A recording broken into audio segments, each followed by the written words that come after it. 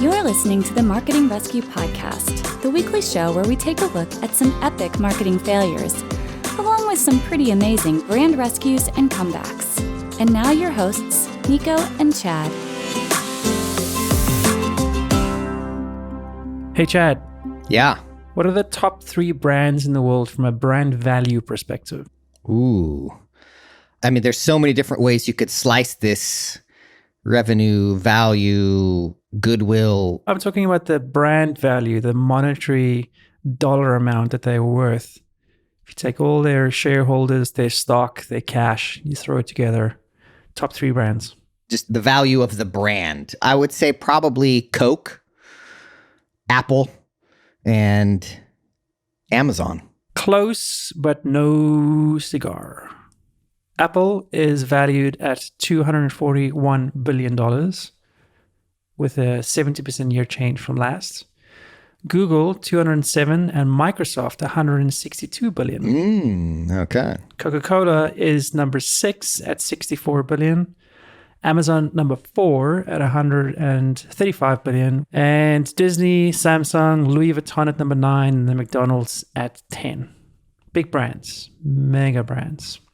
So we were kind of close in the top 5 to 6-ish generally. Yeah, and when you think of like legacy brands, brands that everybody loves, there are huge brands like you mentioned Coca-Cola, Amazon, Nike, that everybody knows, but not everybody loves. Right. And then there are brands that are universally loved that it seems nobody ever could dislike.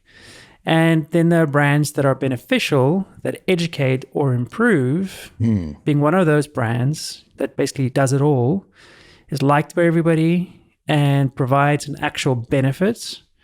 And that's like the holy grail of brands. And let's call these brands mega brands. And today we're going to be unpacking a really cool story about one of these mega brands. And that is Lego. I love Lego. There we go. Yeah. Everybody loves Lego. But before we do, this is episode 21. Welcome. Welcome to my screen yet again. Like we're still recording remotely. Yeah. Good to see you, even if it's only over a Zoom meeting. It has been a while. Yeah, we haven't seen each other since March. Yes. Yeesh. It's crazy. And it's quite funny. Our agency has been virtual for 6 years, since we started it 6 years ago.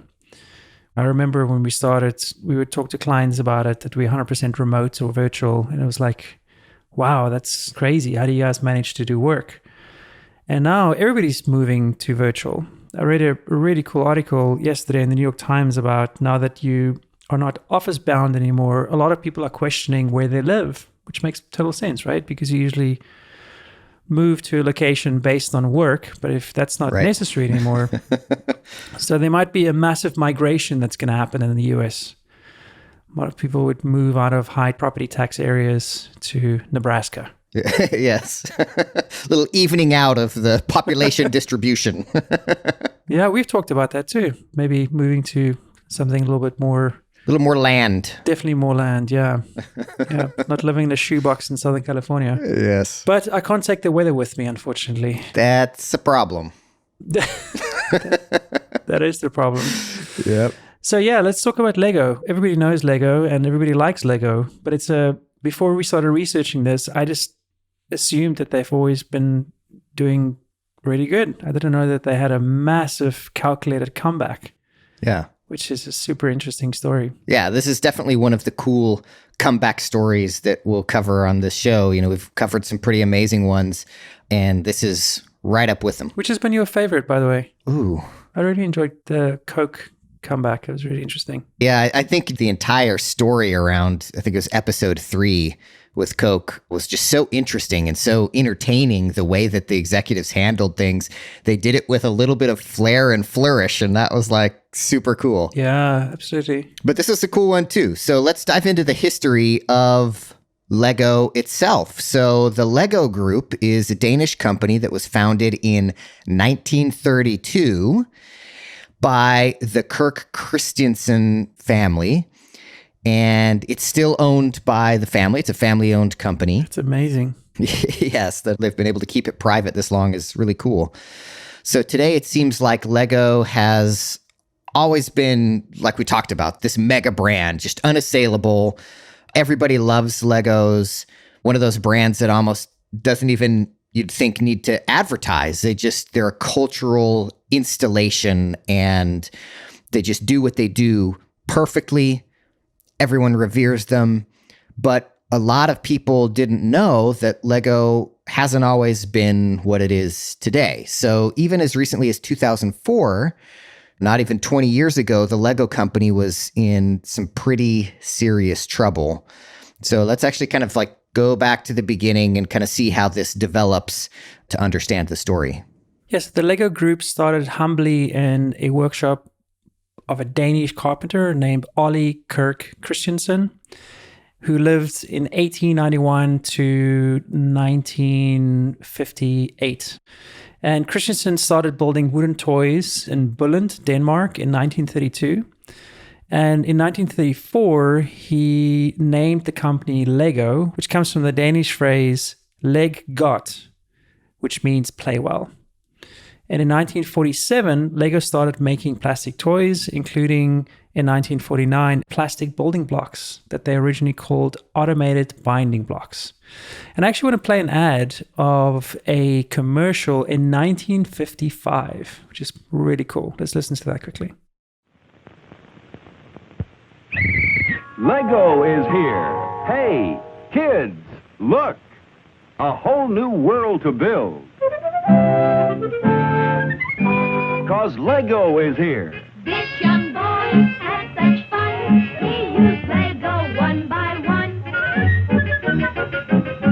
With an knick-knack, paddywhack, double plane. This young boy glad Lego came. Lego, a whole new world to build. That's really, really cute. And there's actually a playlist on YouTube that shows all the ads from 1955 to present. So you can look at the progression. And we'll throw that in the show notes so you can look at it. But the motto of the company was only the best is good enough. And in Danish, de bedste ikke for good.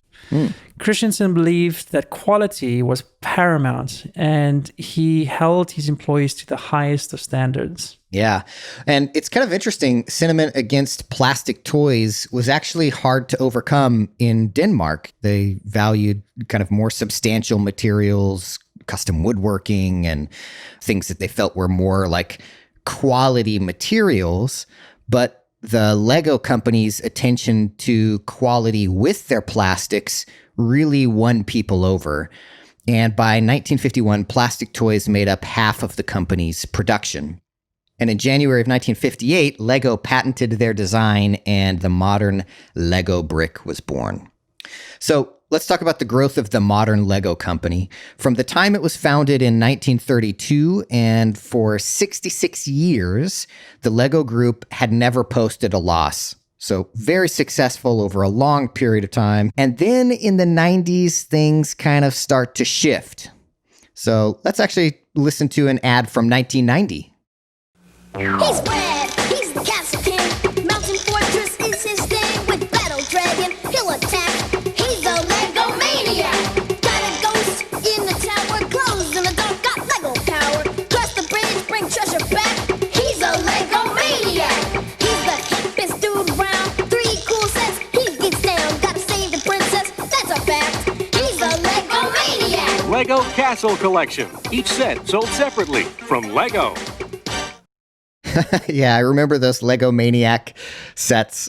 And even I had the one with the little ghost in this commercial. Oh, really? Little glow-in-the-dark ghost thing.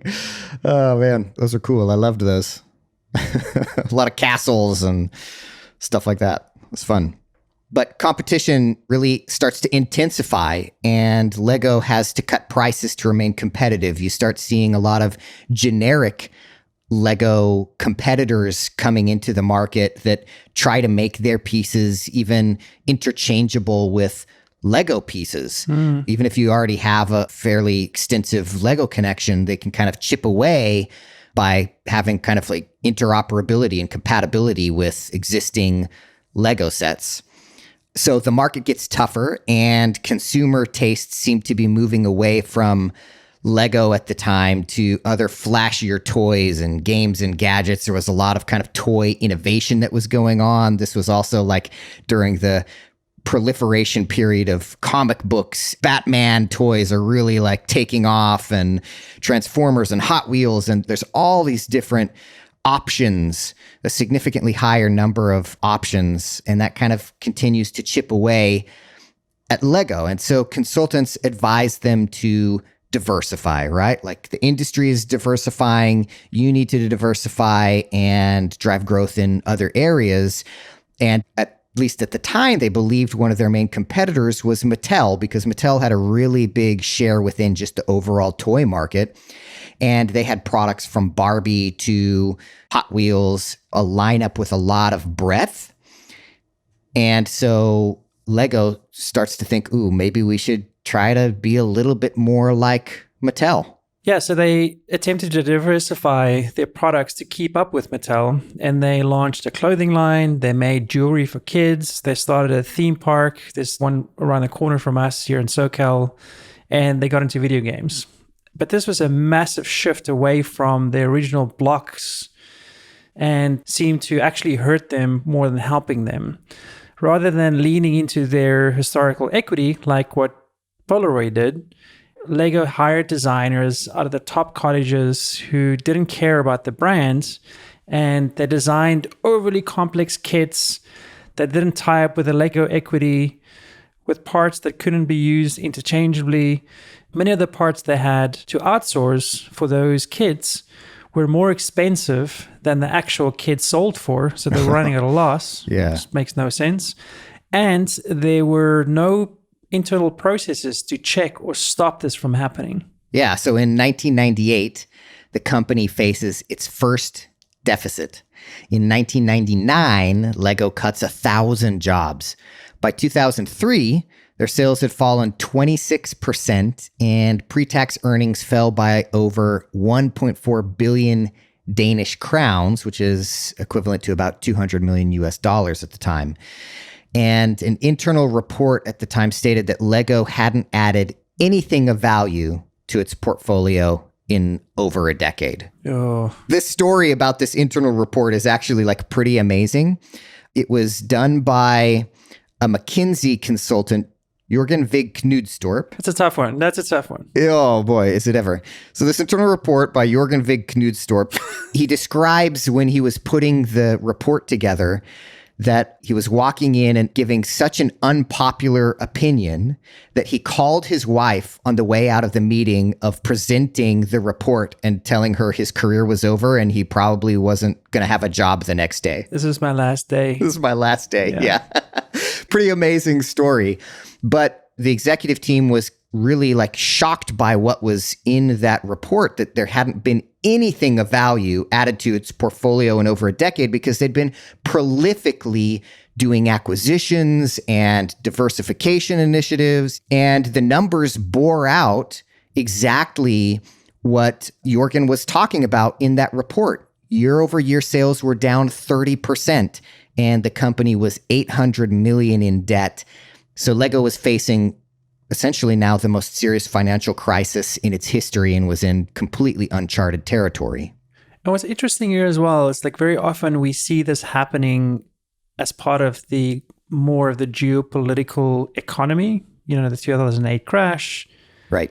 Great Depression, so on. This was done in isolation. This was just done by the actual company themselves versus any other global economical influences, which I think is interesting to note. Exactly. At this time, the economy was roaring, things generally going pretty good. And looking at Lego's ventures during these down years, it can kind of be a little bit difficult at first glance to see why they were floundering, because they were being innovative. They were responding to competitive pressures.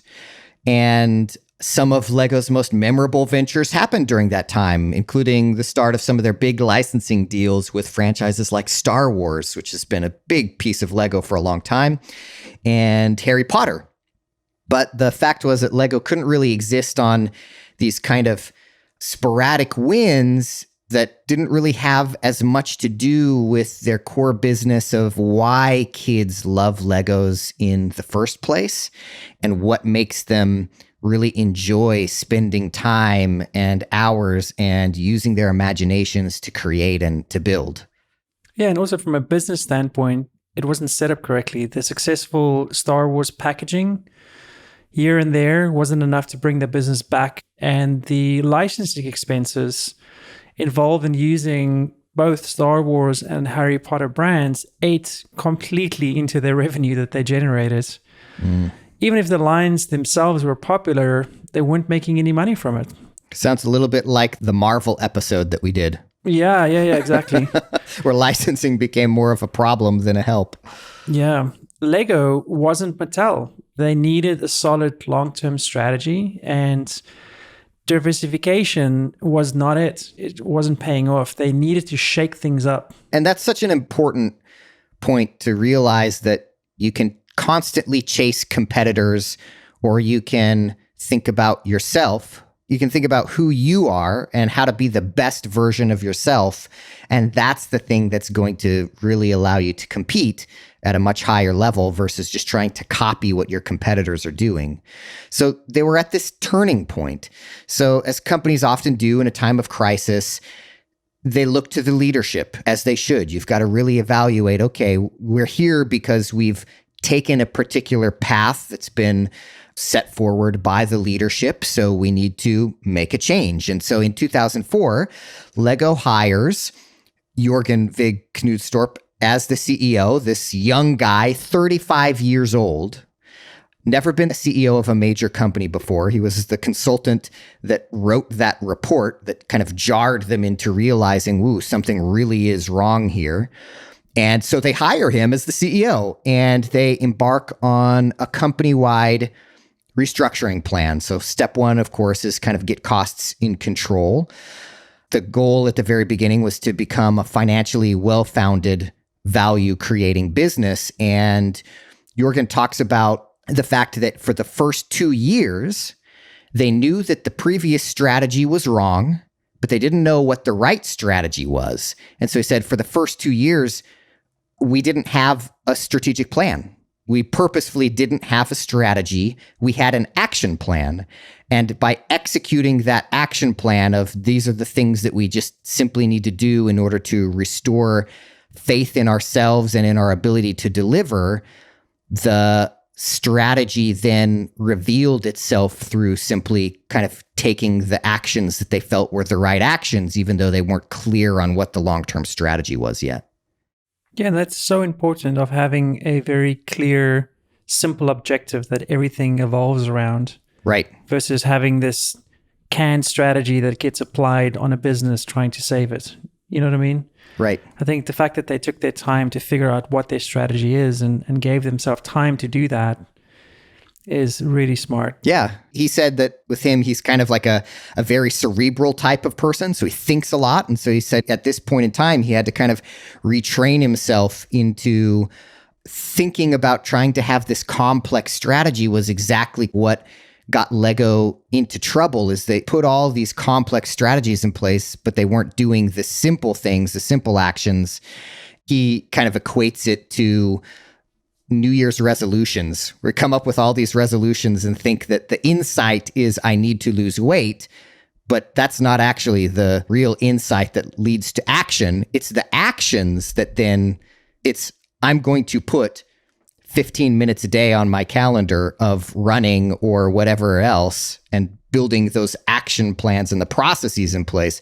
That's what actually drives results, not the kind of fluffy stuff. So Lego starts to revisit their history, and they make a decision to get back to the core of the company, to Ollie Kirk's original values and products. So Knudstorp hit the ground running, and he made some hard decisions. And by the way, he was the first non-family CEO that's ever managed the company. Wow. 35-year-old. So he reorganized the company.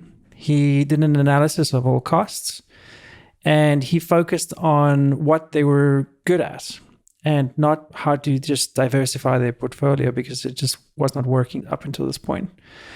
They linked design to manufacturing costs. They shut down the video game industry. They got rid of the theme park business. The Legoland parks are now owned by, or was owned by, a British company. I think initially they had 30% shares in the business. And in 2019, they acquired another 20%. And I think part of their strategic plan is to take full ownership of it again. Yep. And they refocused the business on making construction sets, because ultimately that is the thing that carried them for 61 years worth of growth. They cut down the number of parts, or the bricks, from 13,000 down to 6,000, bringing the cost down to make the kits.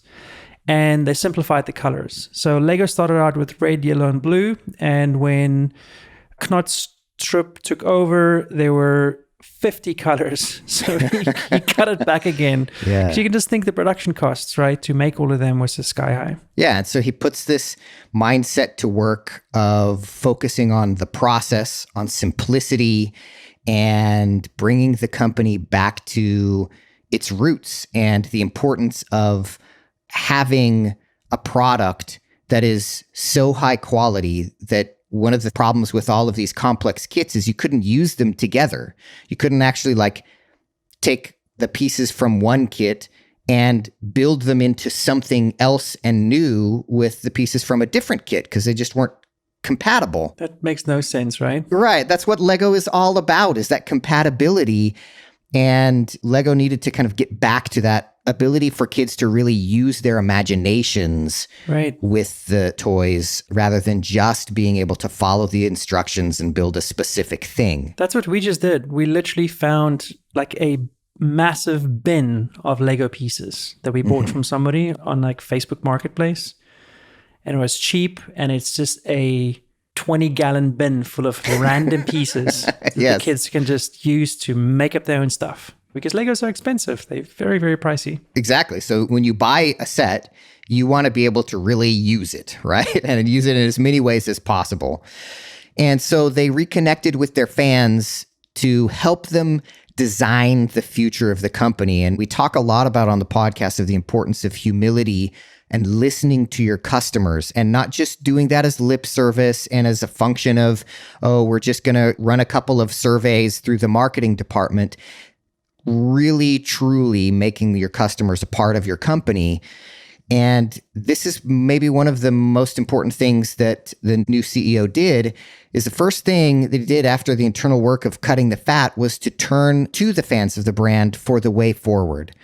So to quote Knudstorp, quote, "One of the very impactful ways for me to rediscover our ultimate purpose was talking to super users of the brand and spend days talking to them about it.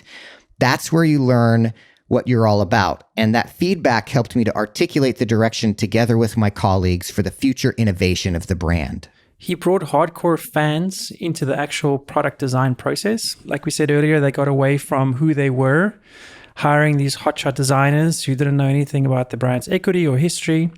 And in 2006, they held their first designer recruitment workshop. And Lego designer Mark Stafford was hired during one of these workshops. When attending an AFLCON, which stands for Adult Fans of Lego Convention, Stafford heard about the opportunity. Stafford wrote a great Reddit thread about the company's turnaround, and he has a great quote from him. He said, "I was one of the 11 designers hired at that time. New managers were placed in the design building, all developed inside the company. These guys loved the product. They knew the customers as they had grown up playing with Lego, and they had ideas that had been restrained for years. They hired several kid-focused design graduates and a few AFOLs, adult fans of Lego, which I was one." Yeah, and they also launched their own crowdsourcing competition. They offered winning designers 1% of the product's net sales, which could be massive. Jeez. And so far, the competition has resulted in sets like Back to the Future, DeLorean, Time Machine, The Beatles, Yellow Submarine, and a set of female NASA scientists. Ooh, cool. Yeah, so Lego rebuilds their company by bringing it back to its core mission. And if you look at any of the videos or articles or anything where the CEO is quoted, he talks a lot about getting back to the core and focusing on the core business and using that as the basis for innovation. They still make new kits, right? They still design new sets and have some licensing agreements and partnerships. But the new kits today are on equity with Lego historically in that they're interchangeable, right? All the pieces and parts, they all work together. They fit together. You can build them into other things. And they're cost effective to manufacture because of that. And so they feel like a connected brand. They feel like the Lego of 40 years ago with this little add-on of digital innovation and kind of responding to current trends in pop culture and movies and all of that kind of stuff. Hey, you know what? Diversification is not necessarily a bad thing. There are other companies that do that very successfully make that the foundation of their comeback.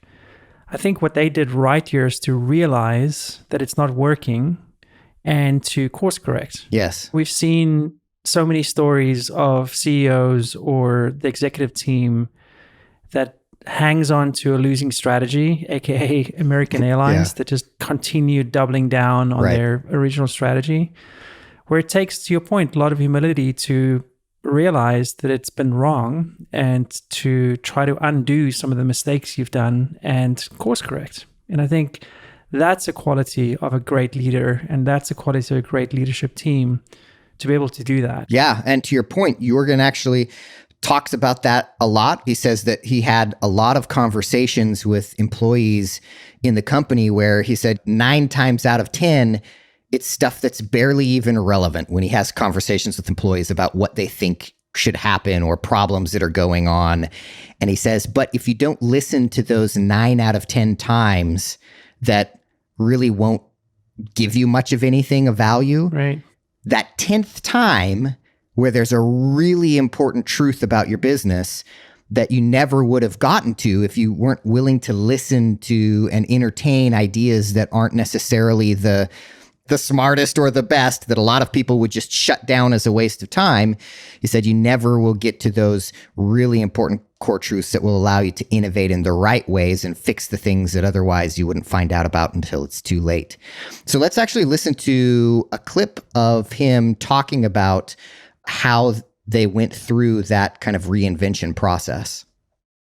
When you joined, Lego was in a degree of trouble, and it had perhaps divested almost to the point of destruction. How do you now, because the brand is back up and running again, it's doing incredibly well, which must mean that opportunity after opportunity is coming your way as more and more people again start saying, oh, we could do this with Lego. How do you make sure you don't repeat those mistakes? Exactly. No, but I agree. I think actually it's a golden rule in business that most companies don't die from starvation, they die from indigestion, because there's so much opportunity if you start opening your eyes to it. One of the rules I stick to is you can really only build an adjacency to your core business every 3 to 5 years, because it's such a major undertaking in terms of culture and capabilities. And that's what we did wrong in the past. Rather than doing one adjacency every 3 to 5 years, we did 3 to 5 adjacencies every year. So I think that's what nearly killed us. The other thing it does, by the way, of course, is that people lose focus on their core business as they pursue these new adjacencies that become the new sexy thing to do. And so for me, a major paradigm shift is the core business is what is the most exciting and what we need to continue to reinvent every year and make sure we build our business on in the future. Oh man, that really rings close to home. That's something that you and I have figured out the hard way of running a business, diversifying in the sake of diversification, because it's the right thing to do, because we tend to associate or use diversification and innovation interchangeably, right? Which is not the case at all. Right. And over the years of us running our agency, that's definitely something that we've done a lot of, and come back to our core business. You know what I mean? To exactly what you just said. And for whatever reason, these business lessons, very often you need to experience versus just knowing them and trying to avoid them. Right. So it's a really great clip of him. Yeah, and I think he gives a great example in that it looks good on paper, and that's what makes it so challenging. He talks about there really is so much opportunity. It's the right strategy on paper a lot of times, and that's what makes it so difficult to maintain that focus on the core of your business and innovating within the core versus the adjacencies, right? Because it most often looks like the right strategy on paper. And so it just takes an incredible amount of discipline and purposeful focus to make sure that innovation is happening, but it's happening within a specific context and it's happening within a specific kind of core track of what you're really good at and who you really are as a core company. And that approach, that attitude led them back to where they are today, where everything is awesome. Yeah. So over the last decade, they were from the brink of financial catastrophe. Lego, once again, is right on top. In 2015, revenue toppled 35 billion Danish crowns.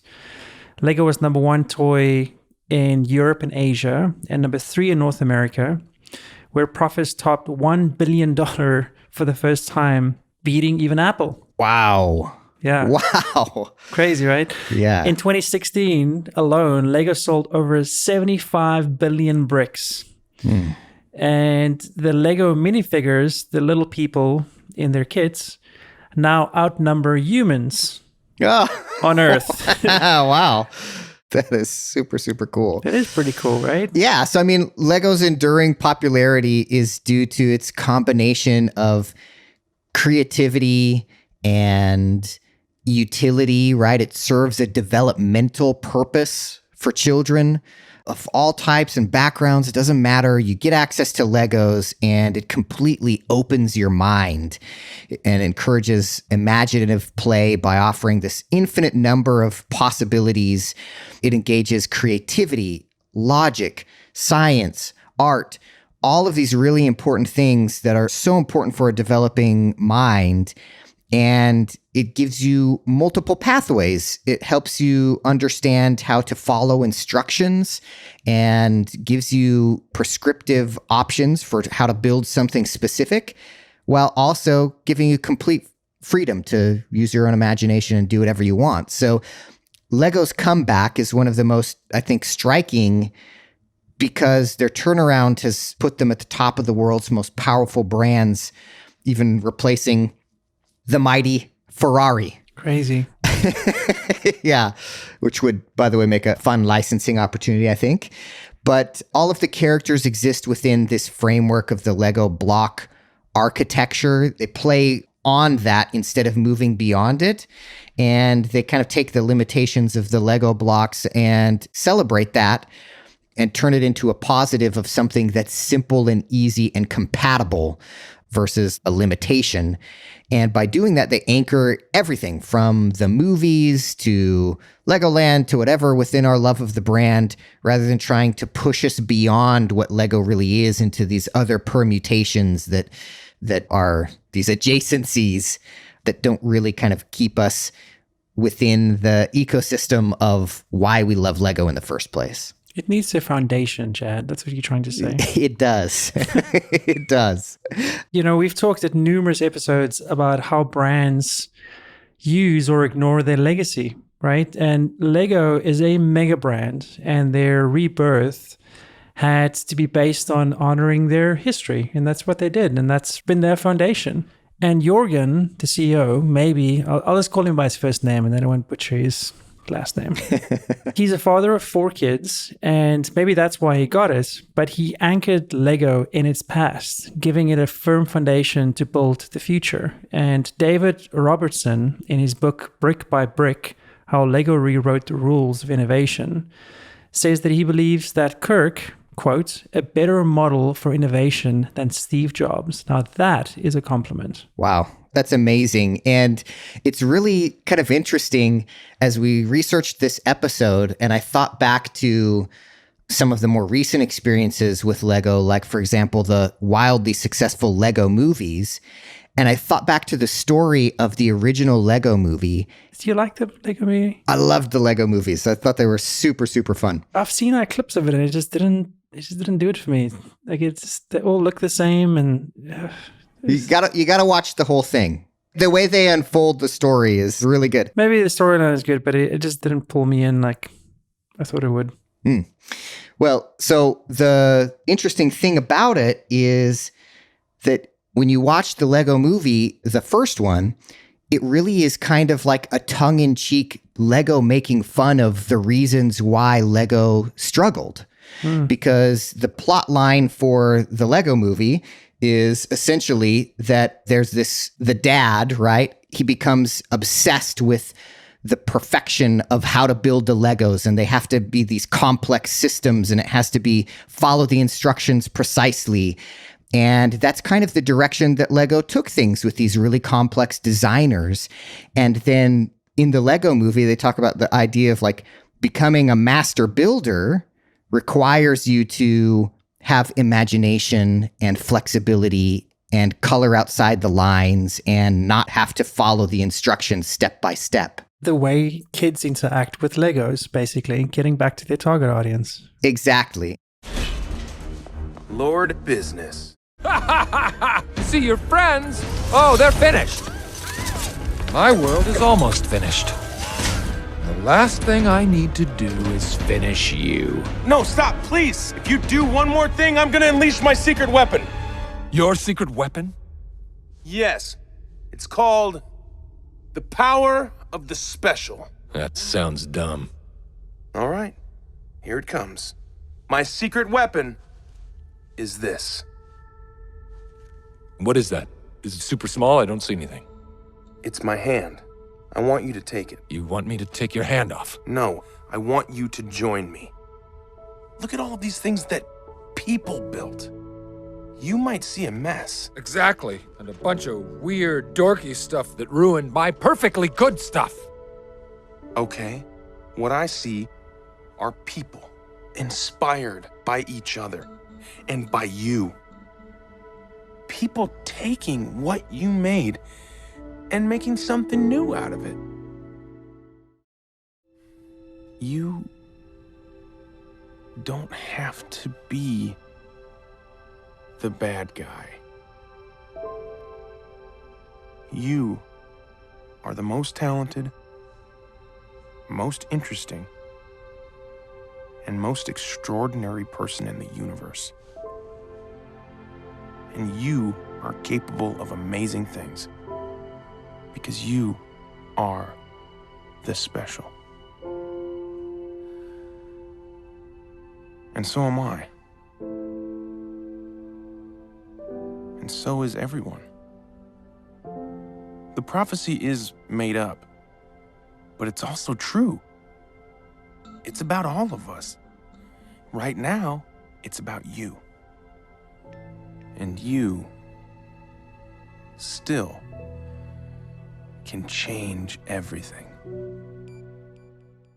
And so it's this really brilliant like expression of the brand journey that Lego has been on for the past 30 years in going off course and getting too precious about what they're trying to accomplish, and then having to go back to their essence and realize that it's for the love and it's for the imagination and the wonder of being able to express your imagination through the toys. And it's just so cool to me that they were able to articulate that into this amazing mass production movie that's entertainment based. I'll have to watch the whole thing. I recommend it. I recommend All it.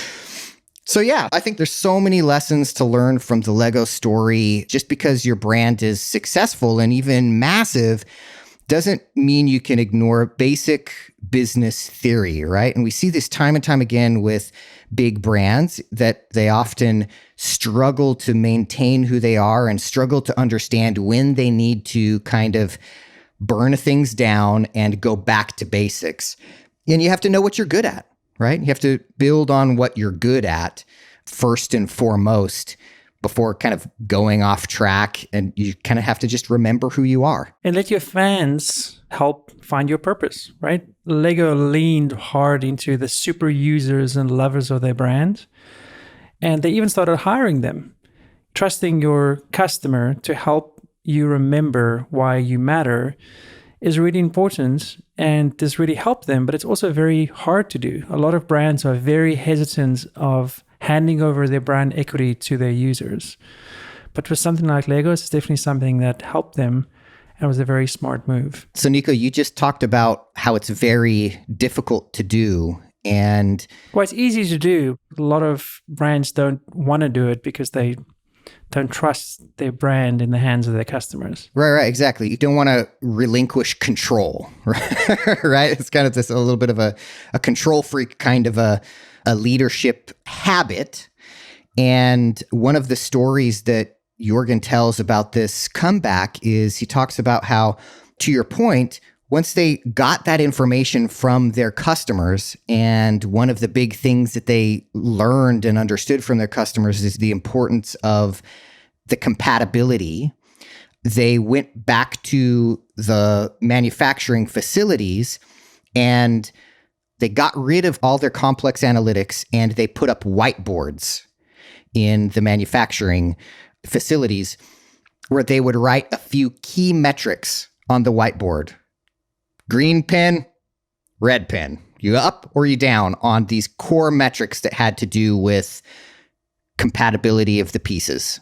It was all around everybody all the time. Everybody could see it. That's so smart. Yes, everyone could see it. You couldn't escape it. And people would tell him, why is this stuff on whiteboards? Like, we need to get this into an IT system and digital analytics and blah, blah, blah. And his response to them was, it will never be in an IT system. We're never going to go down that route because we'll lose focus on what the core things are because there's so many different distractions of things to dig into. At the end of the day, you can look on this whiteboard and there's two metrics, and it's either green or it's red. And there's a really big power to that. Let me wrap up today's episode with a fun fact. In the 28th of January, 1958, the founder, Kirk Christensen, submitted the patent for Lego. And that day, 28th of January, is International Lego Day. Oh, cool. Yeah, and if you go to the Guinness Book of Records, and we'll post this in the show notes, a lot of big events happen on this day, specifically trying to build the most lavish, outrageous statues and displays. And just to name a few, there was a Lego ship that was built that they used 2.5 million blocks, nearly a life-size 18-deck ship that they built. Or the tallest tower was over 500,000 bricks. There's also the largest Lego sculpture which was ever done, which was a replica of the London Tower Bridge.